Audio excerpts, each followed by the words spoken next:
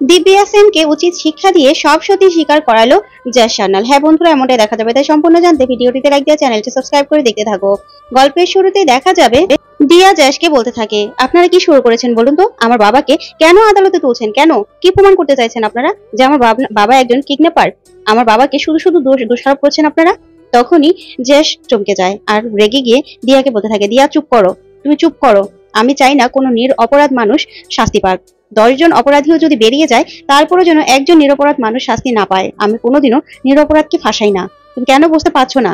তখনই দিয়া অবাক হয়ে যায়। তারপরে জ্যাসকে সাধুবাদ একবার বলতে থাকে, দেখো উপর মহল থেকে চাপ আসছে, তোমার যা করার করতে হবে জ্যাস, তোমাকেই যা করার করতে হবে। বুঝতে পারছো কি ঘটনা ঘটছে? তখনই জ্যাস বলতে থাকে, আমি বাগচিকে ইন্টারোগেট করব, বাগচিদাকে ইন্টারোগেট করব। নন্দী, তুমি এক্ষুনি বলো আসতে। তখন নন্দী আর চিরঞ্জিত চুপ করে দাঁড়িয়ে থাকে আর বলতে থাকে, জ্যাস তুমি কি বলছো এসব? বাগচি স্যারকে তুমি ইন্টারোগেট করবে? তখন জ্যাস বলতে থাকে, হ্যাঁ, আমি বাগচি স্যারকে ইন্টারোগেট করব। এই বলে জ্যাস সাধু বটাগলকে বলতে থাকে, স্যার আমি বাগচিদাকে ইন্টারোগেট করতে চাই। তখন এই কথা শুনে সাধু বটাগল বলতে থাকে, আচ্ছা ঠিক আছে, আমি এক্ষুনি বলছি। এই বলেই সাধু বটাগল সাথে সাথেই বাগচিকে আসতে বলে। তারপরে বাগচি আসলে বলতে থাকে, জগদ্ধাত্রী তুমি কিন্তু ভুলে যাচ্ছ, আমিও একজন অফিসার, তুমি আমাকে ইন্টারোগেট করবে? তোমার এত বড় সাহস! তুমি আবার কিন্তু আমার পিছু লেগেছো। তখনই জ্যাস বলতে থাকে, শুনুন বাগচিদা, এটাকে ইন্টারোগেট বলে। আপনাকে অন্য কিছুই করব না, ইন্টারোগেট করব, জাস্ট আপনি উত্তর দেবেন। আচ্ছা, ওই দিন আপনি কাকুলি দেবের বাড়িতে স্পেশাল ভাবে সেই পিছনের গেটে পাহারায় ছিলেন, ওখানে ছিলেন তো বলুন? যার সাথে একটা ছোট ঘর আছে ত্রিলোক সুন্দরীর। তখন বাগচি বলে, সেটা আমাকে জিজ্ঞাসা করার কি হলো? তখন জ্যাস বলতে থাকে, আমি জিজ্ঞাসা করছি, আপনি উত্তর দিন, বলুন আপনি সেখানে ছিলেন তো? তখন বাগচি বলতে থাকে, হ্যাঁ আমি ছিলাম। তারপরেই জ্যাস বলতে থাকে, তাহলে যখন গুলি চললো সবাই চলে আসলো, আপনি কেন আসলেন না? আপনি কি গুলির শব্দটা শুনতে পাননি? তখন এই কথা শুনে বাগচি অবাক হয়ে যায়। তারপরে জ্যাস বলতে থাকে, বলুন আপনি কোথায় ছিলেন? আপনি কেন আসেননি বলুন? তখন বাগচি বলতে থাকে, তুমি কি বলতে চাইছো জ্যাস? তুমি কিন্তু আমাকে অপমান করছো। তখনই জ্যাস বলতে থাকে, আপনাকে আমি অপমান করছি? আপনাকে আমি জিজ্ঞাসা করছি, বলুন। আপনাকে আজকে সবকিছু বলতেই হবে আজকে। আপনি বলুন, আপনি কোথায় ছিলেন? আপনি কি গুলির শব্দটা শুনতে পাননি? তখনই বাগচি ঘাবড়ে গিয়ে বলতে থাকে, হ্যাঁ হ্যাঁ না।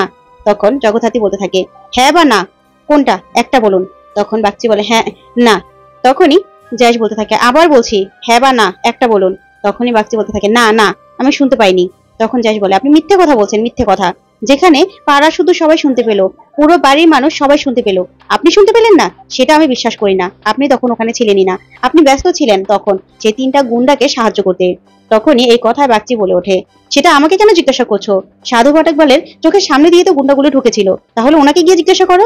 তখনই জ্যাস বাগচির কলার চেপে ধরে আর বলতে থাকে, সাবধান, সাধু বল স্যারের নামে কোনো কথা বলবেন না, উনি আমাদের সবার উপরে, আর উনি একজন যথেষ্ট ভালো মানুষ। আপনি এরকম ভাবে কিচ্ছু বলতে পারেন না আমার স্যারের সম্পর্কে, বুঝতে পারছেন?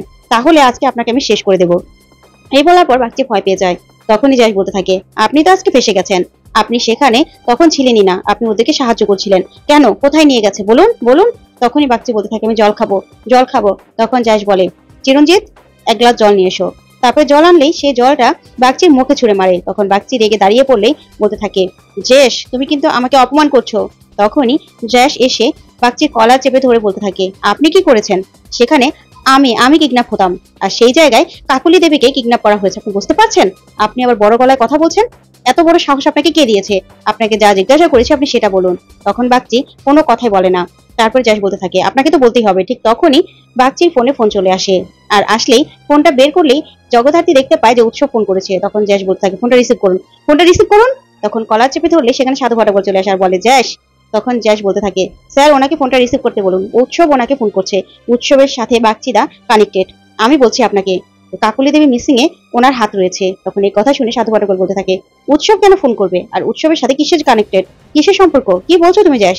তখন জ্যাস বলে, হ্যাঁ স্যার আমি জানি, উৎসবের সাথে মিলে কোন একটা প্ল্যান করেছে। তখনই উৎসব আবার ফোন করলেই জ্যাস বলতে থাকে, ফোনটা রিসিভ করুন। তখন বাগচি ফোন রিসিভ করতে না চাইলে জগদ্ধাত্রী ফোনটা কেড়ে নিয়ে রিসিভ করলেই শুনতে পায় ওই পাশ থেকে উৎসব বলছে, বাগচিদা শুনতে পাচ্ছ? আমি উৎসব, কিন্তু কোনো কথাই বলে না জ্যাস। তখনই বাগচি চিৎকার করে বলতে থাকে, তুমি আমার ফোন কেন রিসিভ করছো? তুমি কেন আমার ফোন রিসিভ করছো? তখনই উৎসব এই কথা শুনেই ফোনটা কেটে দেয়। আর এইদিকে জ্যাস বলতে থাকে, বাগচিদা আপনি তো ফেসে গেছেন, আপনাকে সবকিছু বলতেই হবে, আপনি ফেসে গেছেন, আপনার কোনো নিস্তার নেই।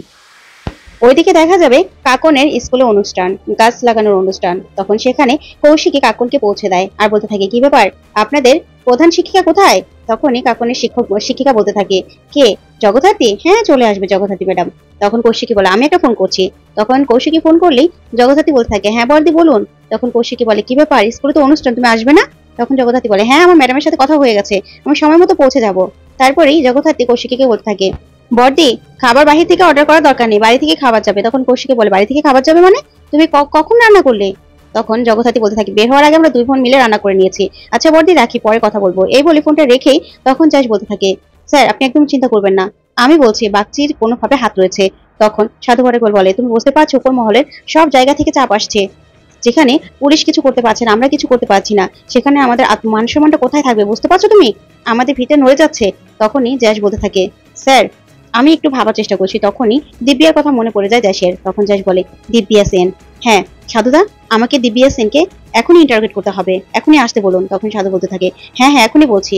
তারপরেই সাধু পাটেকর দিব্যা সেনের আনার ব্যবস্থা করে দেয়। এদিকে যশ তখনই বলতে থাকে, সেই দিন কাকুলি দেবীর বাড়িতে পুজোতে দিব্যা সেন তার পুরো দলবল নিয়ে হাজির হয়ে গিয়েছিল।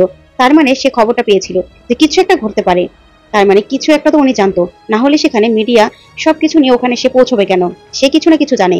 তারপর দেখা যাবে দিব্যা আসলেই দিব্যা জগদ্ধাত্রীকে বলতে থাকে, আমাকে কেন এখানে আনা হয়েছে, কেন? আমি কোনো চোর বাটপার নই, আমি একজন বড় পত্রিকার মালকিন, বুঝেছো? বড় একটা পত্রিকা অফিস, আর তোমাদের নামে তো কত কিছু ছাপানো হচ্ছে, দেখছো না? তোমরা এত বড় একটা রাজনীতিবিদ, তাকে পাহারা দেবার নাম করে পাহারা দিতে পারলে না কেন? তোমাদের তো এখন কোনো আত্মসম্মানই নেই, মুখ দেখাচ্ছ কি করে, আবার আমাকে ধরে এনেছো? তখনই জগদ্ধাত্রী বলতে থাকে, আমি কেন মুখ দেখাতে পারবো না? চোর তো আপনি, না হলে সেদিন পুজোতে কেন গিয়েছিলেন? আপনার পুরো দলবল নিয়ে কেন গিয়েছিলেন আপনি? তখনই দিব্যা ঘাবড়ে যায়। জগদ্ধাত্রী বলতে থাকে, বলুন আপনাকে কে নিমন্ত্রণ করেছিল, বলুন। তখন দিব্যা বলতে থাকে, নিমন্ত্রণ ছাড়া দিব্যা সেন কোথাও যায় না। তখন জগদ্ধাত্রী বলে, সেটাই তো জিজ্ঞাসা করছি, আপনি দলবল নিয়ে সেখানে পৌঁছে গিয়েছিলেন, তার মানে আপনি জানতেন যে সেখানে কিছু একটা ঘটতে চলেছিল, তার মানে খবরটা লিক হয়ে গেছিল। কে বলেছিল আপনাকে, বলুন কে বলেছিল? তখন দিব্যা বলতে থাকে, জগদ্ধাত্রী খুব খারাপ হয়ে যাচ্ছে কিন্তু, আমাকে এরকম ভাবে ইন্টারোগেট করতে পারো না তুমি। তখন জগদ্ধাত্রী বলে, আমি ইন্টারোগেট করতে পারি না? আমি আরো অনেক কিছু করতে পারি দিব্যা সেন, সেটা আপনি ভালো করে জানেন আমি কি কি করতে পারি। তখন দিব্যা ভয় পেয়ে যায় আর যশ বলতে থাকে, তার মানে আবার উৎসব আর দেবুর সাথে আপনি হাত মিলিয়েছেন, তাই না? বড় একটা কোপ মারতে চলেছেন, কিন্তু সে আশা আপনার পূরণ হবে না দিব্যা।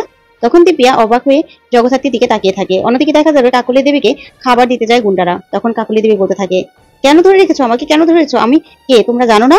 তখনই গুন্ডাটা বলতে থাকে, আমরা জানি, সব জানি, কালকের মধ্যে আপনাকে মেরে ফাঁসিয়ে দেবো। তখন কাকুলি দেবী বলতে থাকে, কার কথা এসব করছো, কোনো রাজনীতিবিদ, কার কথায়? তখন গুন্ডাটা বলে, এত কথা বলার কোনো দরকার নেই, চুপচাপ খেয়ে নিন। এই বলে একটা হাত খুলে ওখান থেকে গুন্ডাটা চলে যায়। তখনই কাকুলি দেবী বলতে থাকে, আমাকে কেন এখানে ধরে নিয়ে এসেছে, কেন, কি করেছি আমি? আমি তো কিছু করিনি, কে নিয়ে আসলো আমাকে? এই সবকিছুর পিছনে কে রয়েছে?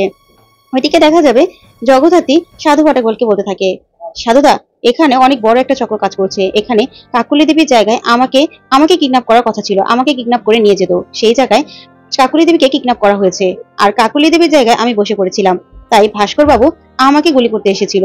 তার মানে কত বড় একটা গেম চলেছে, আপনি বুঝতে পারছেন? তখন সাধু পাটেকর বলে, দেখো যশ, আমি এত কিছু বুঝতে চাই না, আমি শুধু কাকলি দেবীর খবর চাই, যশ কাকলি দেবীর খবর চাই। তখন যশ বলতে থাকে, সাধুদা আপনি একদম চিন্তা করবেন না, আমি এই 24 ঘন্টার মধ্যে যে করেই হোক কাকলি দেবীর খবর আপনাকে এনে দেবই, আপনি একদম চিন্তা করবেন না, এই কেসটা আমি সলভ করবোই। তখন সাধু পাটেকর বলতে থাকে, প্রমিস?